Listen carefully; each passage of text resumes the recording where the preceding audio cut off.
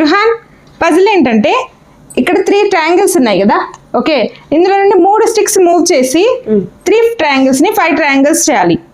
Okay, 3 sticks use చేసి start.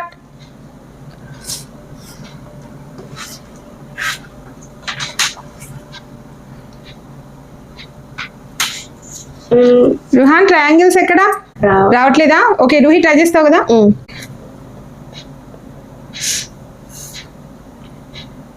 1 2 3 4 అయ్యాయి. ఇంకొక ట్రయాంగిల్ ఇంకా స్టిక్ యూస్ చేయాలి.